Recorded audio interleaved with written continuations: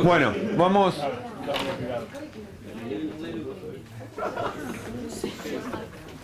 a arrancar con el tema de hoy, que es fusiones y adquisiciones. ¿Sí? Las fusiones y adquisiciones, yo voy a apoyarme un poquito en esto, pero entre esto y lo que fuimos leyendo, sí vamos a ir repasando.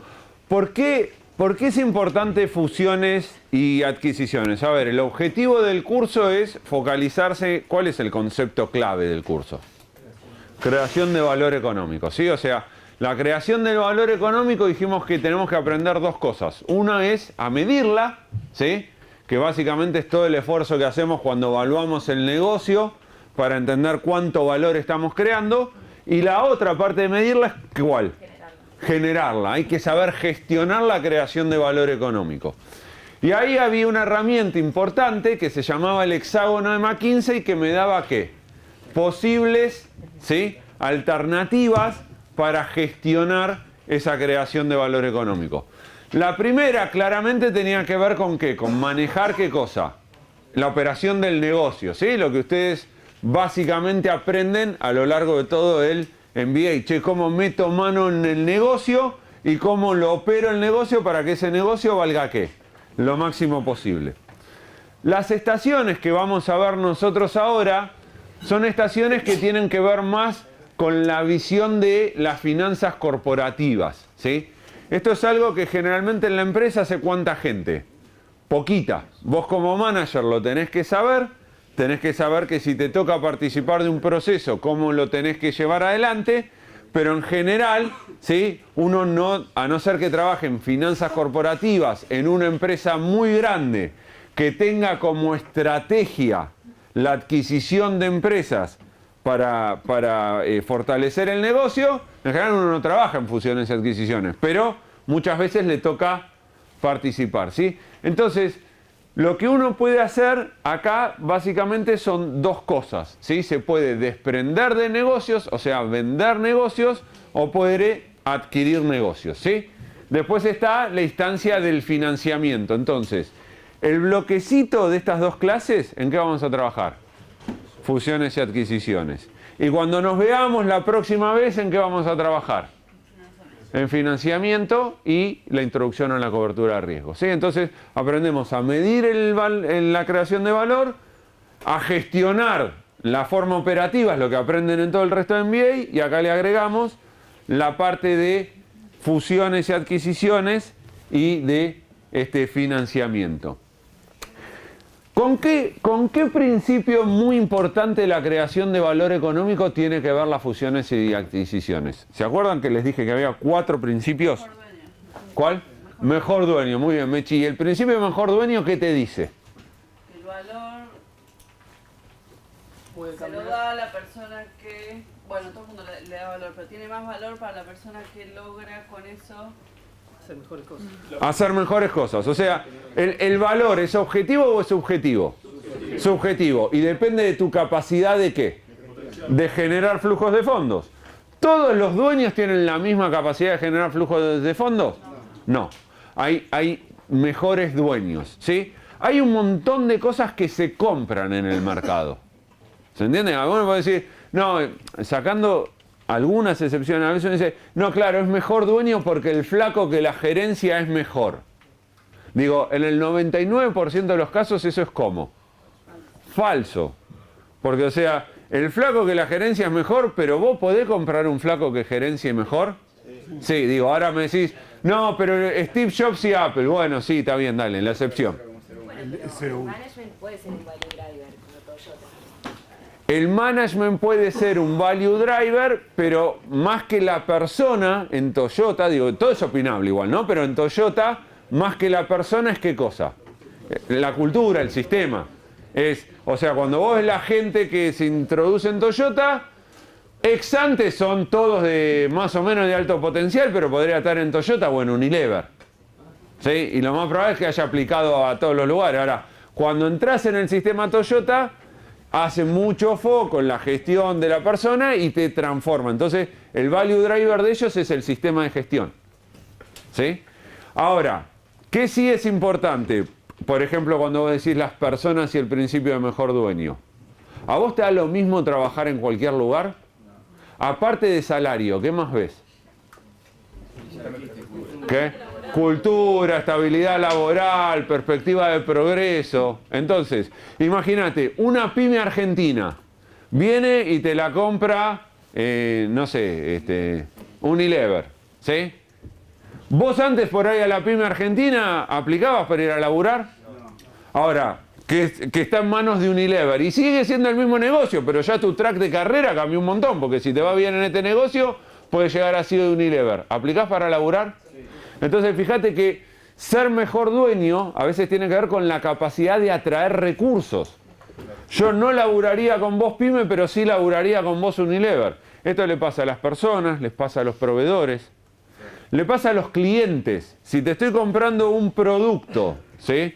Te estoy comprando un producto que va a durar en el tiempo y necesito, por ejemplo, garantía. ¿Me da lo mismo garantía pyme que garantía Unilever? No, digo, ¿se entiende? Entonces, ser mejor dueño tiene que ver con ¿qué? Con que podés gestionar mejor, con que podés atraer mejores recursos, con que podés tener mayores capacidades de qué tipo. Financieras, te podés endeudar más, que podés aprovechar ¿cómo? Mejor, los impuestos. ¿Sí? ¿Se entiende? Entonces, hay un montón de cosas que tienen que ver con el principio de mejor dueño. Y eso no quiere decir que seas solamente mejor o peor operando el negocio. Puede haber cosas ajenas a operar mejor el negocio.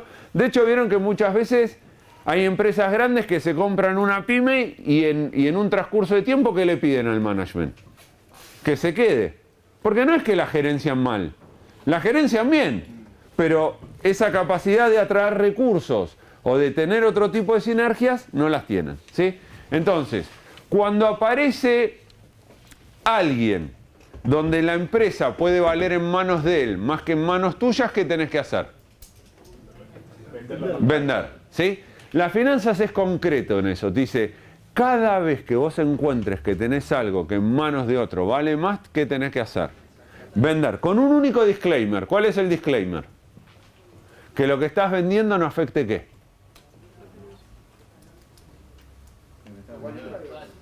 Vos te estás sacando un pedacito del todo. Que no te afecte lo otro. Que no te afecte el resto de lo que te queda. ¿Se entiende? O sea, a veces puede ser que algo que vos tenés en manos de otro valga más, pero cuando vos sacás algo, ¿qué puede pasar? Que eso puede tener ¿qué cosa? Sinergias o correlaciones con otros negocios. Entonces, si vos sacás eso, perdés esas sinergias o correlaciones que tenías con los otros negocios. Y eso tiene que entrar de alguna forma en la cuentita, ¿sí? Entonces, si vos encontrás que en manos de otro vale más, vendés. Y si encontrás que en manos tuyas vale más, comprás, ¿sí? Además, probablemente te van a pagar, si hay alguien que va a ser mejor dueño que vos, en lo que vos tenés, probablemente te van a pagar más que lo que vale en el mercado. Encontrar sinergias de ellos. Exactamente. Entonces, ahí vas a un punto fundamental que tenían en la nota técnica. ¿Cuántos tipos de compradores hay? Dos, que son ¿cuáles? Estratégicos y financieros. ¿Y cuál es la diferencia entre un comprador estratégico y un comprador financiero? A ver, dale. El estratégico busca sinergias sobre todo o en bajar costos, aumentar revenues, integraciones verticales, integraciones horizontales. Bien, o sea, un inversor estratégico básicamente es alguien que opera ¿dónde? En el mismo sector que vos. Muchas veces, cuando vos querés vender una empresa, ¿sí? Decís, che, ¿quién me va a comprar esta empresa? ¿Dónde tenés que mirar? Alrededor, al mercado. Te va a comprar seguramente, te va a comprar o un competidor o un proveedor que se quiere integrar hacia adelante, o si sos business to business, un cliente que se quiere integrar hacia atrás. Y esos son los mejores compradores que en general podés tener. Porque pagan más, ¿sí? Lo importante de esto es que en circunstancias normales, siempre hay excepciones, pero generalmente estos pagan más. Porque ¿qué tienen estos que no pueden tener estos? Sinergias. ¿Sí? Sinergias de costos y de ingresos. ¿Sí? Porque ¿Se acuerdan que hay 3 tipos de sinergias? Están las sinergias de ingresos y de costos, que son las que aprovechan los inversores estratégicos, y los inversores financieros tienen sinergias ¿de qué tipo? Bien, impuestos. ¿Y qué más? Y financiamiento. Muy bien. ¿Sí? Los financieros tienen sinergias financieras. Y la parte financiera generalmente tiene que ver con ¿qué? Con impuestos y con financiamiento. ¿Sí? Cuando vos hacés finanzas corporativas, ¿sí? Generalmente impuestos y financiamiento son 2 temas gigantes. ¿Sí? Siempre hay como un especialista, hay uno que es el que decide cuánta guita le vamos a poner a la empresa y hay uno que mira cómo hacemos para optimizar qué cosa, la cantidad de impuestos que pagamos. Nosotros como manager, lo único importante para nosotros como manager es que en nuestro cerebro se setee que siempre tenemos que mirar qué cosa, impuestos y financiamiento. ¿Lo vamos a hacer nosotros? No, pero tenemos que tener claro que en función de cómo nos organicemos, la cantidad de impuestos que pagamos es distinto y según quién sea el dueño, la capacidad de financiamiento cambia. ¿Sí? Si yo bajo impuestos, aumento el flujo de fondos libres.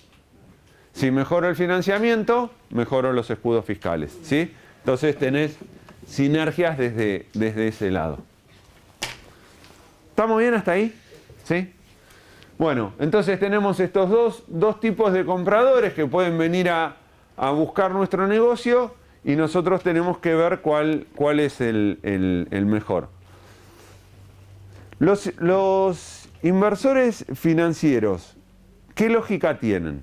¿Qué otra diferencia hay entre un inversor estratégico y un inversor financiero? Bueno, claro, ¿Qué? compra y vende. Busca vender, claro. El inversor financiero es un inversor cortito. ¿Sí? O sea, el tipo entra ¿para qué? Para salir. ¿Se entiende? Entonces, a veces, esto es importante, si vos ves que si tenés una empresa que está mal manejada, es un buen target ¿para quién? Para un financiero. ¿Por qué? Porque el flaco viene y te cambia toda la cultura en la empresa. Te la reestructura, te cambia el management, le dice a los managers, mirá, si a vos te va bien como mi estrategia es vender, si yo vendo me voy a poner una pelota así de guita en el bolsillo. Y a vos te va a tocar ¿qué cosa? Un pedacito, pero para vos ese pedacito ¿qué? Es una pelota de guita. Entonces ¿qué vas a hacer? Te vas a matar por lograr ese objetivo. ¿Sí? Entonces este es un inversor de largo en general y este es un inversor de corto. Pero sí. Para nosotros también, digamos, si vos ves que tu competidor maneja mal lo que tiene y está compitiendo con vos lo comprás, manejás bien y potenciás y sacás a vos. Sí, estoy totalmente de acuerdo. Digo, ahora, en términos generales, ¿sí? Si vos ves que tu competidor y lo puedes capitalizar, mucho mejor conoces el negocio. Ahora, estos en general son fuertes ¿en qué? Estos son fuertes están especializados en reestructurar empresas. ¿Sí? Para venderlas después, ¿no? Para después venderlas. Y muchas veces lo que hacen es que compran muchas empresitas de un mismo sector que por ahí no se están manejando bien. ¿Ves? Entonces, comprás por separado, arreglás, consolidás, tiene que ver con la estrategia del fondo. ¿Sí?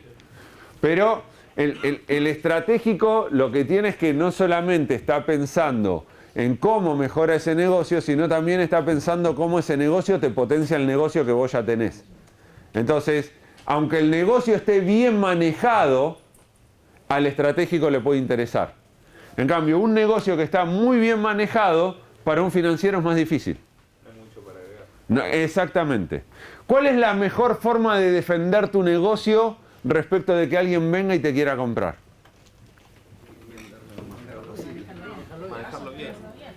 Manejarlo bien. Manejarlo bien. ¿Se entiende? En las finanzas, ¿sí? Ahora lo vamos a repasar, pero vieron que había algo que se llamaba takeovers hostiles. ¿Qué es un takeover hostil? Cuando te pagan todas las acciones y te compran. Viene alguien así, patea toda la mesa y te dice, mirá, yo pongo plata arriba de la mesa, pasen, compro acciones. ¿Sí? Dani, perdón, eso no lo entendí bien. ¿El takeover hostil? Ahora lo vamos a ver en cuando veamos tipos de adquisición. Pero básicamente es alguien que viene y dice... Aparece en la bolsa alguien, dice, ¿cuánto vale la acción hoy? 30, ¿sí? El caso MoMA. ¿Cuánto vale la acción? 30. A 42 compro, pasen por ventanilla. Solamente la TEC. Vos tenías hasta ayer, valía 30. Te levantaste. Entraste a la computadora, chequeaste tus inversiones y si vendo hoy vale 42. ¿Qué te dan ganas de hacer? Vender. Pero es por, o sea, lo que lo diferencia es la agresividad en la... Sí, es la agresividad de la oferta. Porque el otro también te puede ofrecer, o sea, puede no ser hostil, pero también ofrecerte algo. Sí. Es lo que me- Sí.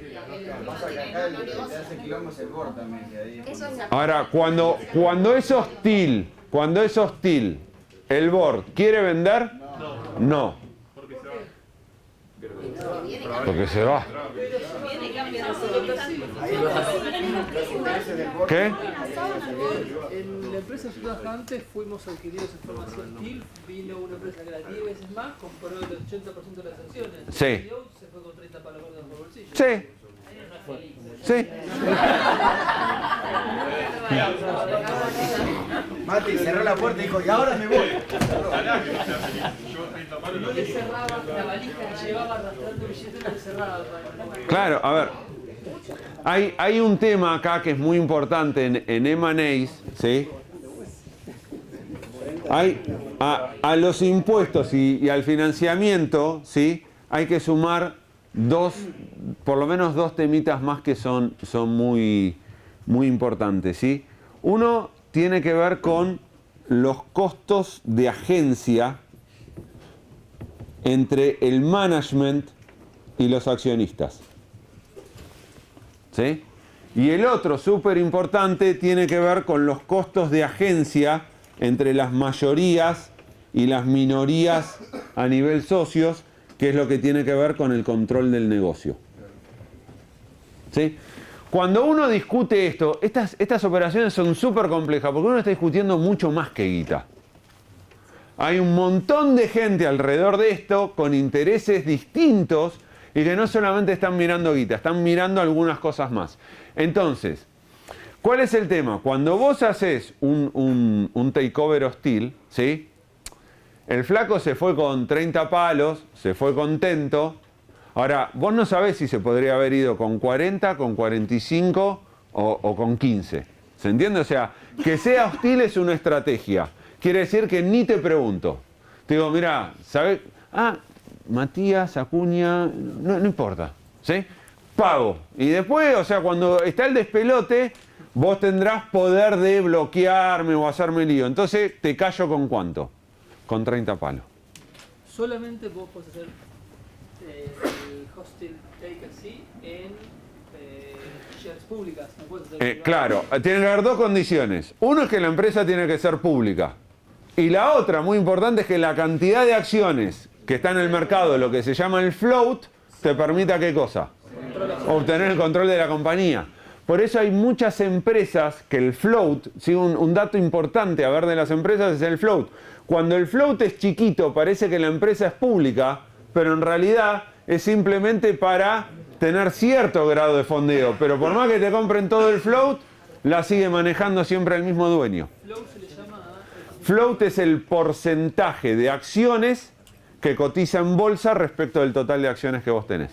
O sea que si vos tenés todo público, pero vos tenés uno que tiene, no sé, el 60%, que no lo vas a poder hacer tampoco. No lo vas a poder. O sea, si vos tenés a alguien que tiene el 60%, en general el controlante no pone las acciones en mercado. Float quiere decir que se compran y se venden libremente.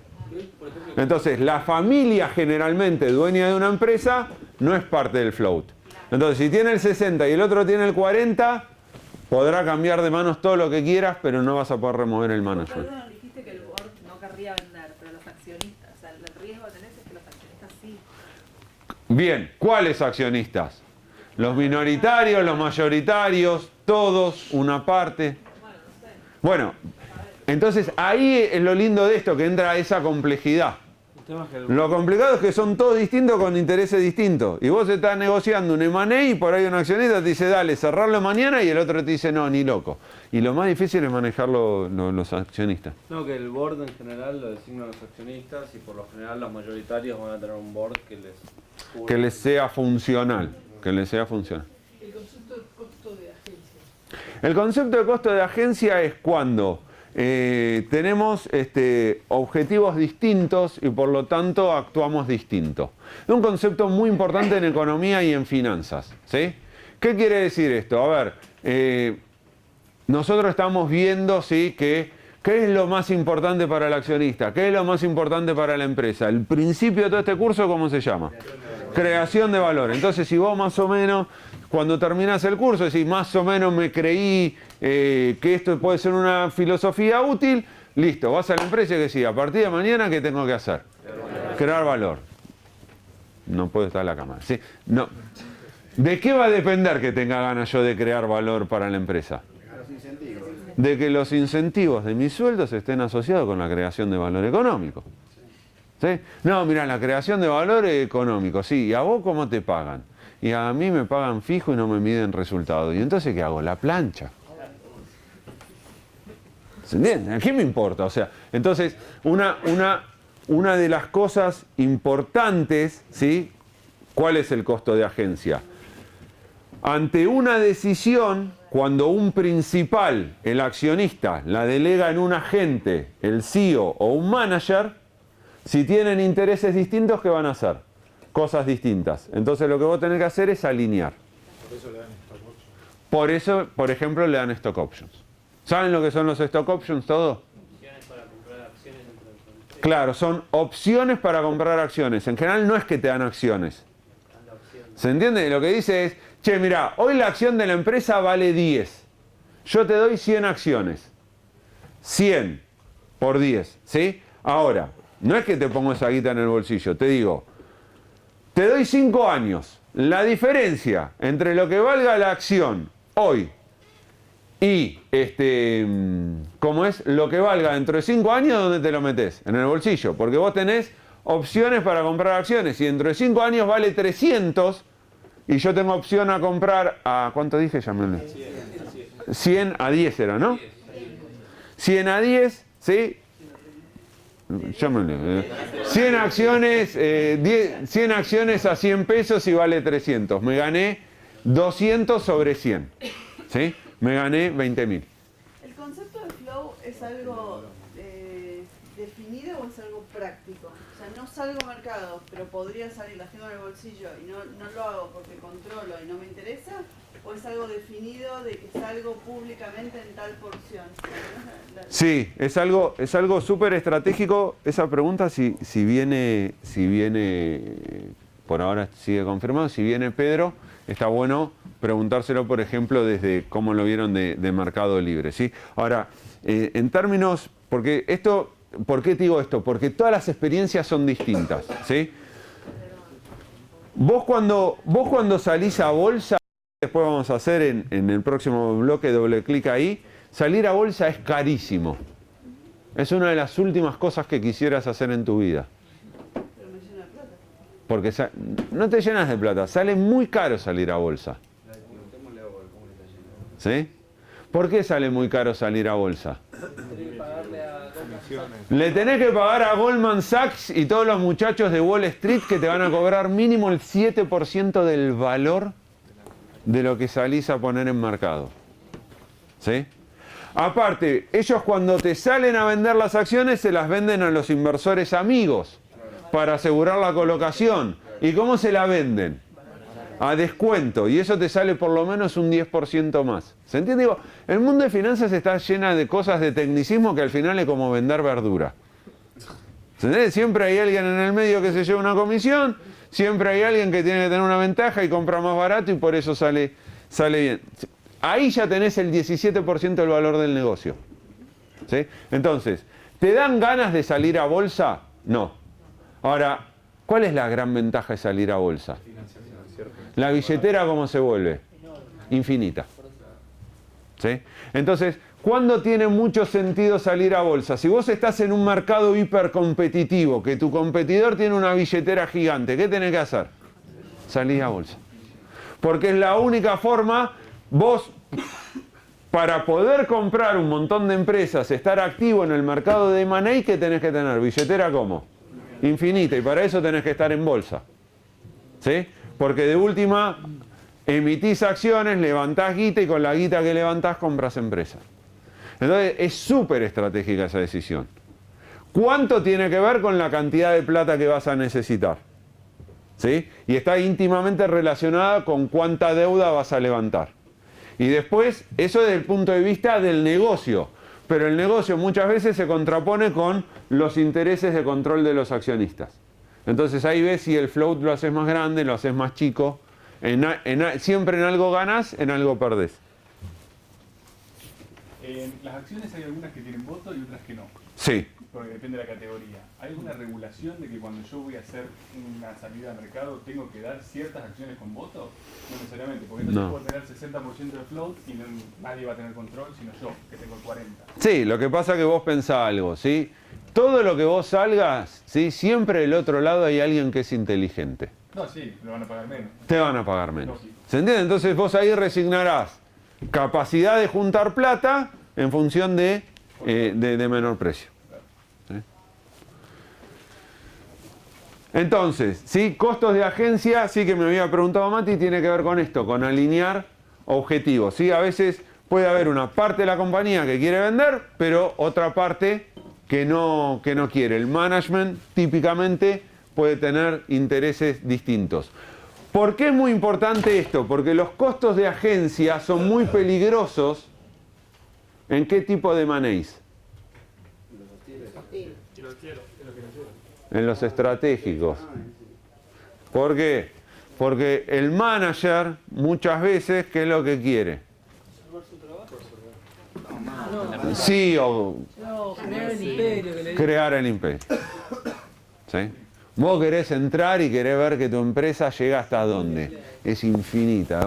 Tengo 300.000 empleados en todo el mundo. Entonces, hay veces, ¿se entiende? Que por ahí, desde el punto de vista, que por ahí eso también tiene que ver con tu reputación personal, porque vos decís, yo hago una empresa así de grande y después salto. Y dentro de 5 años va a haber problemas. Bueno, problema del que viene dentro de 5 años. ¿Sí? Entonces, a veces la intención de crear el imperio, y esto pasa muchísimo en la práctica, lleva a que las empresas compren empresas que después terminan creando o no terminan creando valor económico. No terminan creando valor económico. De hecho, la evidencia empírica lo que demuestra es que la mayoría de los compradores les cuesta mucho crear valor económico. ¿Por qué? Porque está este efecto sobreprecio en los estratégicos. Pagan de más. ¿Sí? Porque, viste, ya le contaste a todos y ya el flaco que no te lo fumabas en las reuniones del año cuando se reunían todos los empresarios grosos del sector, vas a tener la posibilidad que le vas a decir qué cosa. Chao, ahora me siento yo acá. ¿Entendés? Y eso desde el ego vale un montón. Ahora, tu ego lo paga ¿quién? El accionista. ¿Sí? Bien. Tipos de operaciones. A ver, cuando uno se pone a ver los tipos de operaciones, y de hecho vieron que en la nota técnica hay un montón, y empezamos que el merger, que el inverso, que el triangular, digo, hay 300, ¿sí? Uno tiene dos cosas ahí, o se hace especialista en cómo estructurar las operaciones, o entiende cuáles son los grandes principios que uno tiene que tener claro cuando va a hacer una operación. Porque después, ¿qué hace? Se sienta con un abogado y ¿qué le dice? Che, mirá, yo quiero esto, esto y esto. ¿Y el abogado qué hace? Te lo traduce en términos legales para que la operación se traduzca así. ¿Sí? Entonces, ¿cuáles son los grandes principios, ¿sí? Para cuando vos vas a estructurar una operación? ¿Qué tenés que mirar básicamente? ¿Por qué quisieras ver cómo reorganizar sociedades o cómo reorganizar activos? ¿Sí? No, bueno, Porque querés cambiar qué cosa. quiero ver si lo quiero mantener separado o si lo quiero unir a mi empresa y eso. ¿Por qué puede ser lógico que en lugar de tenerlo junto lo tengas separado? O lo tengas en dos sociedades distintas o todo junto. Para que la minimizar el riesgo, Bien, riesgos. Riesgos es una palabra muy importante. Las cosas, según cómo las organice, cambia el perfil de riesgo. ¿Se entiende? Ejemplo súper claro, Google. ¿Qué hizo Google? ¿Qué se paró? Hace ya unos cuantos años. Antes se acuerdan que era Google. Bueno, ¿y ahora por qué? Alphabet, ¿qué hizo? ¿Qué se paró? ¿El buscador? ¿De qué cosa? De los Google Glass, el Google Car, o sea, el buscador es un negocio. Google, ¿sí? Google, ¿es un negocio de riesgo? No, tiene un flujo recontraestable, es una vaca ya. ¿Se entiende? O sea, ¿se acuerdan cuando veíamos el portafolio de los productos? ¿Sí? Que yo acá tenía question marks, acá tenía la vaca y acá tenía, bueno, todo. Si yo tengo todo esto mezclado, ¿el perfil de riesgo cómo es? ¿Se entiende? ¿Esto es diversificación financiera? No, pará, después lo discutimos, pero la diversificación la hace el accionista. Entonces, si vos me mezclás esto, los inversores que quieren guita más estable, ¿qué van a hacer con la tasa de descuento si yo le pongo esto acá? Me van a castigar. Y como tienen mayor aversión al riesgo, porque hay gente que le gusta el flujo estable, me van a castigar ¿cómo? Mucho. ¿Se entiende? En cambio, si yo lo separo, acá me busco los accionistas que ¿qué les gusta? La estabilidad. Con una tasa de descuento más chiquita. Y acá me voy a buscar los accionistas que ¿qué? ¿Que les gusta qué? El riesgo. ¿Sí? ¿Me van a castigar la tasa? Sí, me van a castigar la tasa. Pero me la van a castigar mucho menos que un accionista, ¿sí? Que es averso al riesgo. Porque si a un averso al riesgo que me compró acá le meto esto, pierdo valor. ¿Se entiende? Entonces, a veces te puede convenir pensar reorganizar la empresa porque los perfiles de riesgos de los accionistas son distintos. Piensen que una acción, ¿sí? Para ponerlo en términos bien crudos, ¿sí? Una acción es un producto más, es como las naranjas o como las manzanas, ¿sí? O sea, y un accionista es un cliente que compra esa acción, donde vos le tenés que hacer una propuesta de valor, y la propuesta de valor tiene que estar ajustada a lo que él quiere. ¿Qué más mirarían para entender si tienen que reorganizar o no el negocio? Riesgo fundamental. ¿Qué más? ¿Qué? Bueno, pero podría ser desde el punto de vista de la regulación, está bien eso, igual, pero esto está bien porque a veces te fuerza, vamos a ponerlo, la regulación a veces lo que te fuerza es a desprenderte de ciertos negocios, ¿sí? A veces te tenés que reestructurar porque ganaste demasiado poder en un mercado y te dicen, che, te tenés que desprender de algo. Y ahí te sacás algo encima. Podés unir o separar, ¿sí? O sea, por supuesto, a ver, unir o separar puede tener algo que ver con la operación, pero ¿en qué más afecta mucho unir y separar? En la financiación. En la financiación, cuando vos hablás de cambiar el perfil de riesgos, ¿sí? Lo que estás cambiando también es la financiación de ese negocio, ¿sí? Si yo tengo un flujo estable, ¿a los bancos les gusta eso? ¿Y me conviene tener todo mezclado? ¿Se entiende? Puedo manejar distintas políticas de financiamiento, ¿sí? O a veces al revés, un negocio, lo podrías ver al revés, a veces por ahí un negocio que no puede financiar, si lo metes adentro de algo más grande, se vuelve financiable, ¿sí? Una startup que para ustedes es imposible de financiar, la pones abajo de una multinacional que dice voy a dedicar el 1% del budget a generar nuevos negocios, esos negocios ¿cómo están? Están todos financiados, ¿sí? ¿Qué más? Riesgo, financiación, ¿qué más tienen que ver? Impuestos, muy bien, impuestos. Esto es vital, ¿sí? Las sociedades pagan distinto en función de cómo están organizadas. Si yo tengo todo junto, ¿qué puedo hacer con ciertos impuestos? ¿Compensar qué cosa, por ejemplo? Pérdidas con ganancias. Si lo tengo separado, no lo puedo compensar, ¿sí? Ahora, si yo separo sociedades aparte y ya me voy de un esquema nacional a un esquema transnacional, me empiezan a aparecer ¿qué cosa? Impuestos de otros sistemas impositivos distintos. Y a vos te conviene que quede la ganancia ¿en dónde? En donde tributas menos, ¿sí? Entonces ahí empieza todo el problema que tienen en la práctica, que se llama ¿cómo? Más allá de la doble imposición, o sea, cuando una empresa tiene un negocio en un lugar y un negocio en el otro y tienen operaciones cruzadas, el problema grande ahí, ¿cómo se llama? El precio de transferencia. Porque los estados no son tontos. Y dicen, ah, sí, ya sé, vos lo que querés hacer es me querés dejar la ganancia en las Islas Seychelles. ¿Por qué? Porque no pagás nada. No, pero pará, ¿qué precio de transferencia me pusiste? No, ¿sabés qué? Me estás pichicateando el precio de transferencia y entonces tenés unos problemas impositivos bárbaros si haces esas cosas. Sí, hasta con los temas de los derechos de aduaneros que vas a pagar. Exactamente. Te vendo algo que va en el mercado 10, te lo vendo a 5 y chao. Exactamente. Es ese, entonces. El precio de transferencia es un precio, ¿sí?, que una misma organización fija en una transacción que hace internamente. ¿Sí? Es una sociedad a otra sociedad, pero las dos sociedades son controladas con vos. Entonces ese no es un precio de mercado, es un precio discrecional. Vos lo vas a tratar de beneficiar impositivamente y el Estado te va a decir, che, flaco, mira, esto está fuera de mercado, estás evadiendo impuestos. ¿Sí? Y una cosa más tengo que mirar para esto. ¿Qué es lo otro que tengo que mirar? Muy importante. La sinergia que vas a crear. Sí, pero ¿qué más? O sea, para organización societaria veo riesgo, financiación, impuestos y ¿qué más me falta? Algo muy importante. ¿Quién elige el management? El directorio. ¿Qué accionistas? Ah.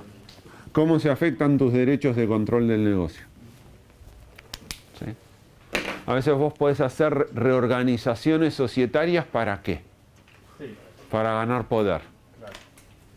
¿Se entiende? Entonces, esto es como una parte muy, muy divertida de las finanzas, porque no solo, digo, no es que las finanzas tengan que ser divertidas, ¿no? Pero digo, son divertidas porque entra todo lo que es negocio, todo lo que entran números y entran todas estas variables, entonces se vuelven decisiones complejas, ¿no? Con mesas complicadas, con mucha gente opinando y donde lo que termina saliendo es algo que surge de un proceso de negociación. Por eso puede ser, por ejemplo, cuando vemos los casos de Coca-Cola, que empezó a tener participación accionaria cada vez en las embotelladoras más grandes por el tema del control. Claro, Coca-Cola pasó de instancias donde quería tener el proceso de embotellamiento tercerizado a todo adentro. Y fíjate que esto muchas veces tiene que ver con las modas del management, que hay que ser muy cuidadoso con eso, ¿sí? ¿Por qué? Porque se pone de moda la tercerización y ¿qué hacemos? Tercerizamos. Se pone de moda la integración, integramos. Se pone de moda el micromanagement, le preguntamos a la gente, mostrame el reporte que hiciste. Se pone de delegación el empowerment y delegamos lo que no podemos delegar. O sea, siempre la única palabra clave en esto es sentido común. ¿Sí? Y después vas testeando, ¿no? O sea, van cambiando los entornos, el mercado, vas aprendiendo. Equivocarte es algo súper importante como parte del proceso de una empresa que sobrevive, ¿no? Dicho estos principios, ¿sí?, les voy a agregar algunos tipos de operaciones que uno puede hacer más allá de los que estaban en la nota técnica, ¿sí? Por lo menos, nuevamente, para que se entiendan los principios, ¿sí? Porque ahora vamos a empezar que el sell-off, que el spin-off, que el equity carve-out, y es toda una cosa de siglas, de nombre, que no, la idea no es que nos aprendamos 200 nombres, sino que tengamos la lógica. Fíjense, por ejemplo, el sell-off, ¿sí?, que básicamente lo que busca es poder obtener este efectivo. Vos lo que haces, vos una empresa puede tener. ¿Cuál es la diferencia entre esto? Entre filiales y activos. Activos, los activos son ¿de qué? De una empresa. Una filial, ¿sí?, es una empresa que tiene activos. ¿Se entiende? Vos los activos, vos para hacer un negocio necesitas dominar recursos. Esos recursos son activos. Los activos los puedes tener dentro de tu empresa o los puedes tener adentro de otra empresa. Entonces, un sell-off es básicamente sacar. ¿Qué es lo que estás sacando? Lo que estás sacando son activos. Lo que vos estás vendiendo es un negocio. ¿Sí? Pero lo podés vender los activos directamente o podés vender los activos dentro de ¿dónde? de una empresa. En la nota técnica, ¿sí? Si ustedes se fijaron, más allá de todas las cosas que les presentaba, vieron que a veces te decía, puedo sacarme los activos o a veces me conviene ponerlo en una sociedad y después venderlo. ¿Por qué? Claro, muchas veces, ¿sí? Cuando vos salís a comprar, suponete que vos salís a comprarle una unidad de negocios a una empresa, ¿sí? Como vamos a ver ahora en un rato en el caso de Mercury, ¿sí? Esa unidad de negocio vos tendrías dos formas de comprarla. Te compro los activos, ¿sí? O te digo que los activos los pongas ¿en qué? En una sociedad. Eso en Argentina se llama escisión. ¿Sí? Vos escindís activos. Esos activos los pones en una sociedad. ¿Y después qué te compro? Las acciones de la sociedad. ¿Es lo mismo comprar una sociedad que comprar activos? No, bien, dígame en diferencias. Si vos compras al abrir otra sociedad, lo que haces es resguardarte el valor de tus activos de empresa, ¿no? O sea, si vos fusionás, entre comillas, tus activos, tu valor de las acciones vale menos, o puede llegar a valer menos, si lo fusionás con la otra empresa y suma mal. Sí, pero a ver, no habría que ver caso por caso como para poder afirmar que vaya a suceder eso. Puede ser que sí, puede ser que no. Hay razones mucho más contundentes, ¿no? Porque en definitiva los activos, si los ves desde el punto de vista operativo, los activos son activos si los operás. ¿Dónde hay diferencias grandes? Impuestos. Impuestos. Las fusiones son libres de impuestos bajo determinadas condiciones. Claro. ¿Se entiende? La legislación dice, si compras activos, ¿sí? Es de una manera. Si compras acciones, son de otra manera. Si compras un pedacito de las acciones, es una cosa. Si haces una fusión, es otra cosa, ¿sí? Nuevamente, impuestos es un mundo gigante y en cada país que te metes, ¿cómo es el régimen impositivo? Distinto, pero vos lo que tenés que tener en cuenta es que si me voy a comprar un negocio es distinto comprarme los activos que comprarme la empresa. Desde el punto de vista contable, aparte, si yo compro activos, ¿qué puedo registrar? Que no puedo registrar cuando compro acciones. ¿La depreciación de qué? Del goodwill. ¿Sí? Es una cuentita que la tienen, en el caso, horrible traducida. ¿Sí? ¿Vieron que hay una cuenta que se llama crédito mercantil? Sí. Bueno, eso a no ser que entren a Google, a una página colombiana que les diga que crédito mercantil es la traducción de goodwill, uno mira eso y dice, ¿qué será esto? ¿Sí? El crédito mercantil es el goodwill. ¿El goodwill cómo opera? Si yo estoy comprando activos, pero pago más por los activos que lo que valen, esta diferencia que tengo acá, ¿qué es? Es el goodwill, que es lo que amortizo en el tiempo. ¿Se entiende? En cambio, si yo compro acciones, las acciones ¿cómo entran a mi contabilidad? Al valor comprado como participación en otras sociedades. Claro. Yo tengo dos formas de comprarte, ¿sí? Para hacer un ejemplo sencillo. Tus activos valen, no tiene deuda la sociedad, ¿sí? Tus activos valen 100 y yo te voy a pagar 150. Si no tiene deuda, activos, equity, es todo lo mismo, ¿sí? Entonces, si yo te compro activos, ¿cómo entra esto a mi sociedad?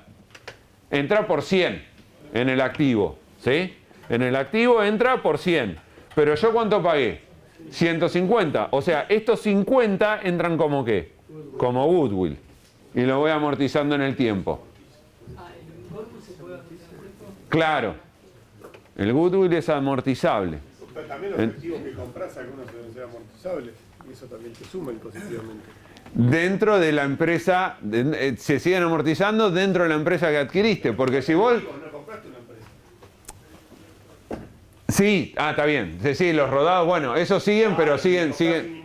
Sí, obvio, se siguen amortizando, estos tienen las amortizaciones que ya tenían, sí, exactamente, pero esta es la amortización diferencial. Entre la situación preexistente y esta, lo que se generaron nuevas amortizaciones es el goodwill. El goodwill es pérdida, pérdida es escudo fiscal me reduce el impuesto a las ganancias. ¿Eso sería el fondo de comercio que se saca? Sí, eso es el fondo de comercio. Goodwill Pérdida. El goodwill es un activo que cuando se amortiza te genera una pérdida. ¿Esa pérdida para vos qué es? Un escudo fiscal. El escudo fiscal te baja la cantidad de impuestos, por lo tanto te aumenta el flujo de fondos libres, por lo tanto te aumenta el valor del negocio. No tenés la misma capacidad de reventa entre una cosa y otra. ¿De qué? Entre un activo y una acción. O sea, también hay un tema de liquidez en el proceso. Depende también de qué tipo de activo te haga. No, pero está bien, Juli, eso puede ser en ciertos casos, pero pensalo en el caso más básico, una pyme, ¿sí? No líquida, ¿sí? Se me va a comprar una pyme, tiene 2 unidades de negocio. Te puedo comprar como activo. Valor de reventa esto, difícil. Ahora, te compro como acciones. Si hubiese sido como acciones, valor de reventa, nada. Ahora, si hubiese comprado como acciones, en lugar de entrarme los activos de la empresa por 100 y el goodwill por 50, ¿cómo me hubiese entrado todo esto en mi contabilidad? ¿150 en qué? Participación en otras sociedades. ¿Se entiende? Digo, no importa lo contable, pero se ve que se registra distinto, tiene consecuencias impositivas distintas y entonces es algo que tiene que estar arriba de ¿dónde? Arriba de la mesa cuando vos vas a decidir esto, ¿sí? Entonces, vos te podés desprender de activos o te podés desprender de sociedades.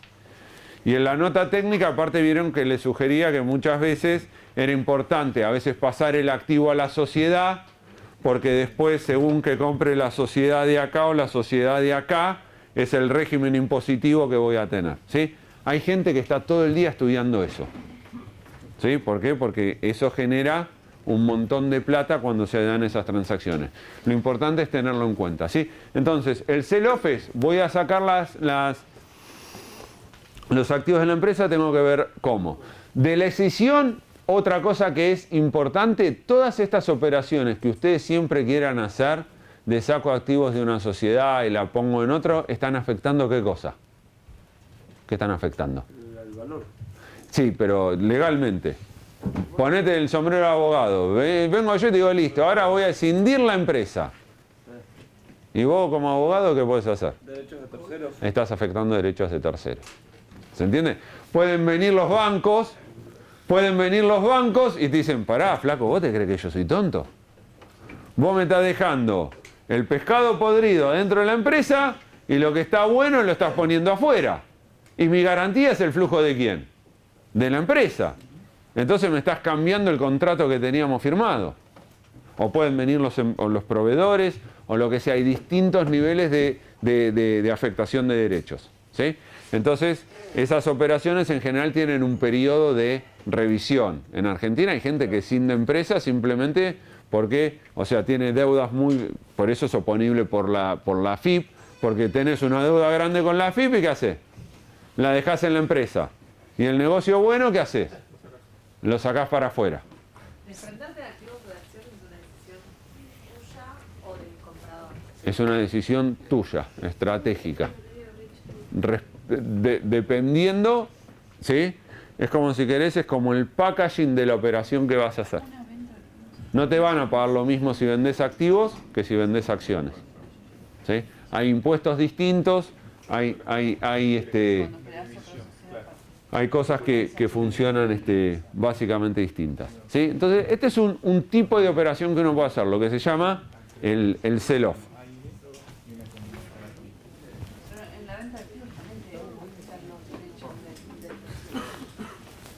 del ¿Qué cosa, Michi? En la venta de activos también quitar los derechos del tercero. En la Sí. emisión y en la venta de activos. Sí. Siempre vas a estar. Lo que pasa es que hay operaciones que son oponibles y otras no. O sea, vos vendés las acciones, no te pueden decir nada. Lo que cambió es la propiedad del negocio.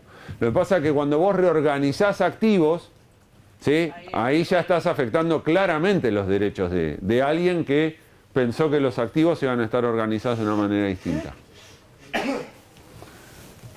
El spin-off refiere básicamente a esto, a sacar una filial afuera, ¿sí? A sacar una filial afuera. Tengo una sociedad, la saco afuera y la vendo.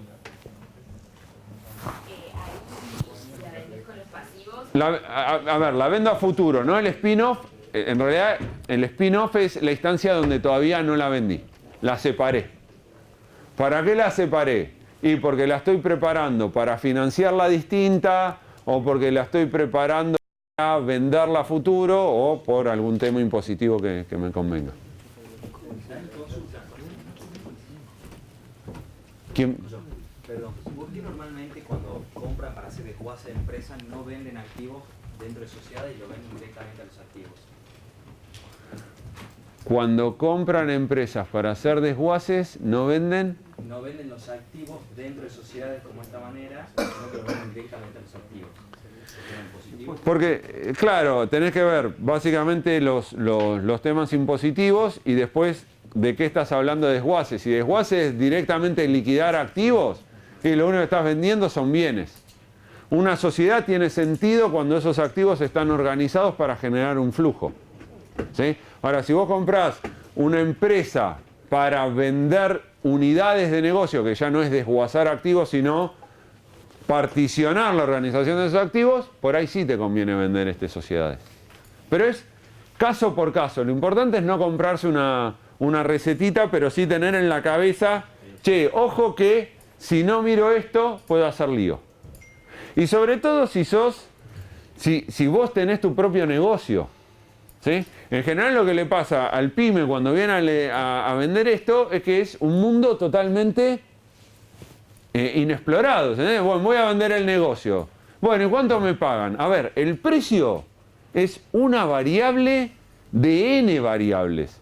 Podés negociar bien el precio, pero si estructuraste mal la operación, la que podés perder en impuestos es gigante. ¿Cuál es la diferencia entre sell-off y spin-off? Que el sell-off lo vendiste y el spin-off te lo quedaste. ¿Sí? O sea, en el spin-off vos lo podés preparar para una futura venta. Pero ves, Ale, que el accionista del spin-off siguen siendo los accionistas actuales. ¿Sí? No cambió la propiedad. El equity carve out, ¿sí? Fíjense que es una especie de spin-off un poquito más complejo. No es ni un spin-off ni un sell-off. ¿Por qué? Porque vos separaste la filial, ¿sí? Los activos, pero en realidad ¿qué hiciste? Ni te lo quedaste ni lo vendiste. ¿Vendiste qué cosa? Una parte.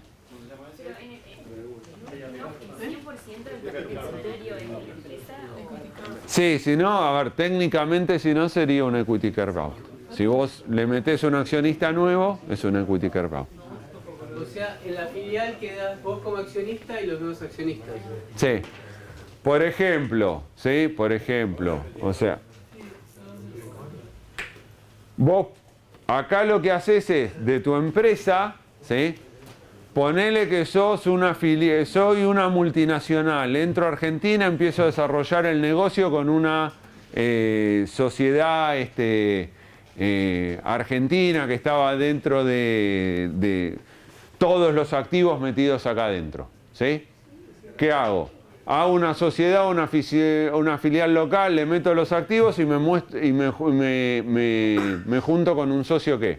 Local. ¿Se entiende? Separé la propiedad, pero aparte ¿qué puse? Un accionista nuevo. ¿Que me controla el negocio? No, me controla una partecita. Carve out. Es cortar el negocio. Es cortar una parte del equity. Es cortar una parte del equity. Claro. Vendés parte de una filial. Primero haces un spin-off y después justamente compartís una parte de esa sociedad. Lo haces todo, claro, puedes hacer el spin-off, por ahí ya la tenés armada la filial. Claro, por ahí tenés la filial Kuala Lumpur y lo que haces es, ahora la separás y le metés un accionista nuevo. Dale, cortamos.